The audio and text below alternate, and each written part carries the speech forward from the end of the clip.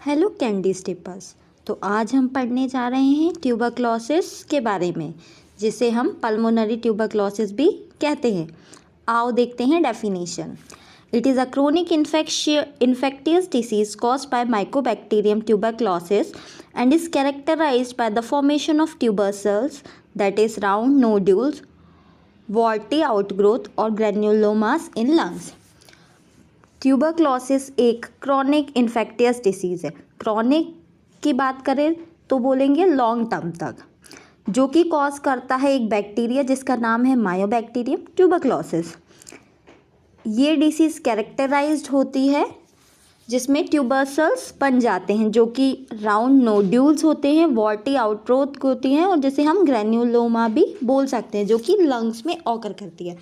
अब ग्रैन्युलोमास क्या होता है? ग्रैन्युलोमास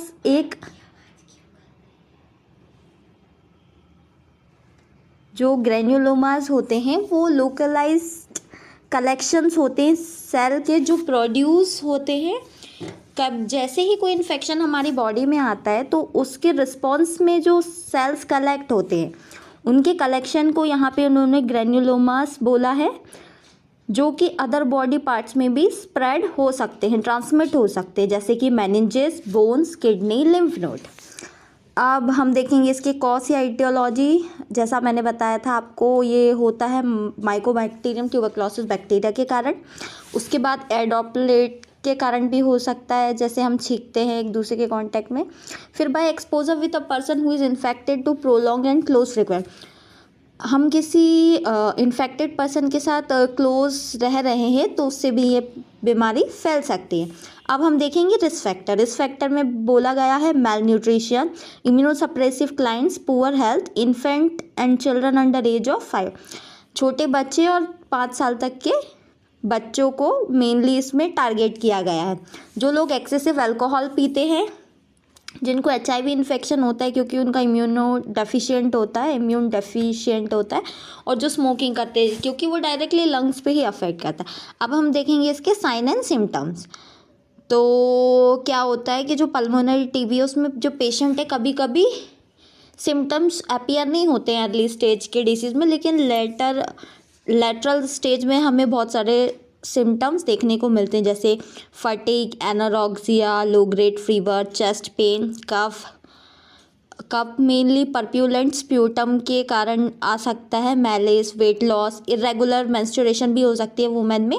उसके बाद हिमेप्टाइसिस एडवांस स्टेजेस में।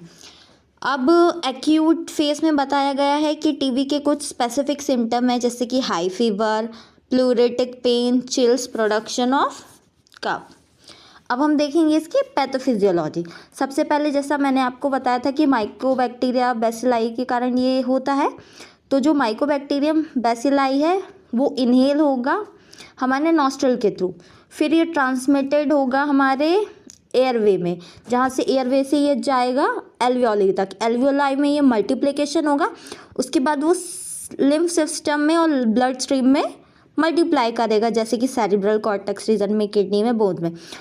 ये सब स्प्रेड मल्टीप्लिकेशन होने के बाद जो हमारा इम्यून सिस्टम है वो रिस्पॉन्ड करेगा उस इन्फेक्शन के अगेंस्ट में। तो जो फेगोसाइट्स है वो आएंगे और वो एंगल्फ कर जाएंगे बहुत सारे बैक्टीरिया को। अब ये जो TB लिम्फोसाइट है, जैसा मैंने आपको पहले ही बताया था कि वो स्प्रेड हो जाती है दूसरे ऑर्गन में, वैसे ये जो TB लिम्फोसाइट बैसिलाई है वो स्प्रेड हो जाती है नॉर्मल टिश्यू में। अब वो स्प्रेड हो गए नॉर्मल टिश्यू में तो एल्वियोलाई में वो एक्यूमुलेट हो जाते हैं बहुत सारे, जिसके कारण ब्रोंको निमोनिया हो जाता है। अब हम देखेंगे फिजिकल इवैल्यूएशन कि हम कहाँ से पता कर सकते हैं कि कौन कौन से डायग्नोस्टिक टेस्ट है जिससे हम आइडेंटिफाई कर सकते हैं कि कहाँ कैसे TB स्प्रेड हुआ है। जैसे कि फिजिकल एग्जामिनेशन में हमने अभी देखा था कि स्पूटम टेस्ट करके देख सकते हैं, चेस्ट पेन वगैरह हो रहा है, प्लूरेटिक पेन इसका सिम्टम था। उसके बाद हिस्ट्री कलेक्ट करेंगे कि वो किसी क्लोज कॉन्टैक्ट में तो नहीं आया किसी TB वाले पेशेंट के। फिर हम उसका चेस्ट एक्सरे देखेंगे। चेस्ट एक्सरे में हम देखेंगे कि कहीं उसके चेस्ट में नोड्यूलर पैचेस तो फॉर्म नहीं हो रहे हैं। उसके बाद स्पूटम टेस्ट करेंगे कि उसमें एसिड फास्ट बैसिलाई प्रेजेंट है कि नहीं है। फिर उसके बाद मॉन्टेक्स टेस्ट करेंगे जिसमें ट्यूबरकुलिन इंजेक्टेड करेंगे इंटरडर्मली। उसके बाद हम ब्लड टेस्ट कराएंगे जिसमें पता चलेगा कि WBC और EISR कम हुए हैं या बढ़े हुए हैं। अगर इंक्रीज़ होगा मे बी इन्फेक्शन। अब कॉम्प्लिकेशंस क्या क्या है, इसके कॉम्प्लिकेशन से pleural effusion, TB and pneumonia. अब हम इसको कैसे प्रिवेंट कर सकते हैं, तो आओ देखते हैं preventions. It is preventable disease even in patient who have been expose to an infected person. ये डिसीज़ प्रिवेंटेबल है, अगर आप किसी इन्फेक्टेड पर्सन के कांटेक्ट में भी आएंगे तो भी हम अपने आप को प्रिजर्व कर सकते हैं। Skin testing for tuberculosis is used in high risk population और people who may have been expose to the tuberculosis such as health care professional. Skin testing mainly perform की जाती है ट्यूबरक्लोसिस में, ताकि हम पता कर सकें कि कौन से पेशेंट है वो क्लोज कॉन्टैक्ट में है ट्यूबरक्लोसिस पेशेंट के। People who have been exposed to the tuberculosis should be skin tested immediately, have a follow-up test later if the first test is negative. Mainly जैसा मैंने आपको बताया था कि जो पीपल एक्सपोज हो चुके हैं ट्यूबरक्लोसिस में, उनके साथ हम स्किन टेस्ट करते हैं इमिडिएटली, ताकि फिर बाद में उनको फॉलोअप भी करके देखते हैं लेटर कि अगर टेस्ट नेगेटिव आया हो तो ठीक है, अगर नेगेटिव आया हो तो ठीक है, लेकिन अगर टेस्ट पॉजिटिव आया है तो मतलब पेशेंट उसके अंदर TB बैक्टीरिया ग्रो हो चुका है। इसका मतलब ये नहीं है कि वो जो एक्टिव डिसीज़ है वो कंटेजियस है। अगर हमें पता चल रहा है कि वो पॉजिटिव है तो हम उसे BCG वैक्सीन दे सकते हैं ताकि उसे TB ना हो। अब हम देखेंगे मैनेजमेंट में सबसे पहले हम चलते हैं मेडिकल मैनेजमेंट। इसमें हम यहाँ पे ब्रॉड स्पेक्ट्रम एंटीबायोटिक और एंटीमाइक्रोबियल यूज़ करेंगे। अब यहाँ पे हमें ड्रग्स को 2 कैटेगरी में डिवाइड किया है, primary agents and secondary agent. Primary agents वो होंगे ये जो प्राइमरी एजेंट्स वो एजेंट्स होंगे, उनको स्टार्ट करेंगे जब तक हमारी कल्चर की और सेंसिटिविटी रिएक्शन की जो रिपोर्ट ना आ जाए, जिसमें आ जाएगा आइसोनियाजिड, रिफैम्पिसिन, इथेम्ब्यूटल, स्ट्रेप्टोमाइसिन, पायराजिनामाइड। उसके बाद सेकेंडरी एजेंट्स होंगे कैप्रोमाइसिन, पैरामिनोसैलिसिलिक एसिड, काइनामाइसिन एंड साइक्लोसिराइन। उसके बाद हम देखेंगे नर्सिंग मैनेजमेंट। नर्सिंग मैनेजमेंट में हमें टीच करना है और एनकरेज करना है कि हम अच्छे से हैंड वॉशिंग टेक्निक यूज़ करें ताकि नोसोकॉमियल इन्फेक्शन रिड्यूस हो जाए। उसके बाद हम स्टेराइल टेक्निक्स यूज़ करेंगे, सक्शनिंग, स्टेराइल करेंगे, फिर लिमिट करेंगे विजिटर्स को, क्योंकि जितने ज़्यादा लोग मिलने आएंगे उससे भी इन्फेक्शन स्प्रेड हो सकता है क्योंकि क्लोज कांटेक्ट में रहते हैं।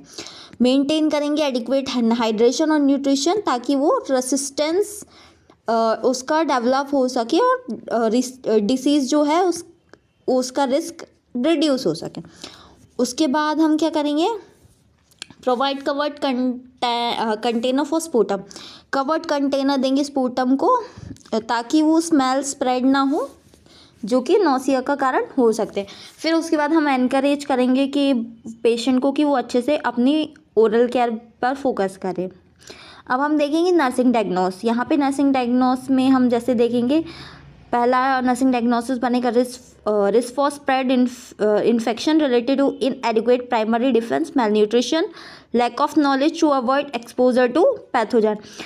हमें पेशेंट को बताना है कि उसको क्या क्या रिस्क हो सकते हैं, हमें उसको रिस्क जो इन्फेक्शन का रिस्क है उससे प्रोटेक्ट करना है, प्रिवेंट करना है ताकि और इन्फेक्शन स्प्रेड ना हो। उसके बाद हम इनइफेक्टिव एयरवे क्लियरेंस, जो उसका एयरवे है उसको क्लीन करेंगे। फिर उसका न्यूट्रिशन बैलेंस करेंगे। उसके बाद उसको नॉलेज देंगे regarding the disease condition, treatment and self care needs. फिर उसकी एंजाइटी दूर करेंगे, जो उसे लगता है कि जो TB है एक सोशल स्टिग्मा है। एक्चुअली क्या लोगों को लगता है कि अगर उसे TB है तो लोगों को उससे अवॉइड करना चाहिए ताकि वो स्प्रेड ना हो, लेकिन ऐसा नहीं है। उसके बाद आएगा activity intolerance related to fatigue, alter nutrition and fever. अब हम हेल्थ एजुकेशन देंगे क्लाइंट को गाइड करने के लिए। अब पहला है TB जो है एक इन्फेक्शियस डिसीज़ है, लेकिन ये क्योर्ड भी हो सकती है अगर हम हमारी मेडिकेशन टाइम से लें। जो TB है वो ड्रॉपलेट इन्फेक्शन से स्प्रेड होती है, लेकिन आर्टिकल शेयर करने से वो कभी नहीं होती स्प्रेड। फिर उसके बाद हमें हमेशा अपना नोज़ और माउथ कवर करना है जब हम कफ कर रहे हैं, लाफ कर रहे हैं या स्नीज कर रहे हैं। हमें हमेशा अपने हाथ बार बार धोने चाहिए। अगर हम किसी कांटेक्ट में आए, सपोज़ वो पेशेंट को टीबी है और हम उसके क्लोज कांटेक्ट में आ रहे हैं, तो हमें अपने बार बार हैंड वॉश करना है, मास्क लगा के रखना है कि और मेनली हो सके तो स्पूटम से दूर रहना है क्योंकि वो हाईली कंटेमिनेटेड है। उसके बाद हमें मास्क वेयर करना है अगर हम उसके क्लोज कांटेक्ट में जाएंगे, और हमेशा श्योर करें कि वो हमेशा अपनी टाइट फिटिंग के क्लोथ्स पहने और उनको बार बार चेंज करें। ऐसे लोग जिनको टीबी है उनको रेस्ट्रिक्ट नहीं करना है हमें उनकी एक्टिविटीज़ की, आप नहीं करो कम से कम 2 से 4 दिन तक, जब तक मेडिकेशन बिगन हो जाती, ना कि हमें और हमको उनको आइसोलेट भी नहीं करना है ताकि उनको बुरा लगे।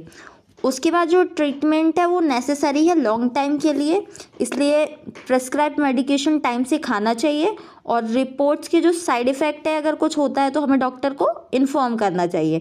अपने आप से हमें मेडिकेशन स्टॉप नहीं करना है। Thank you.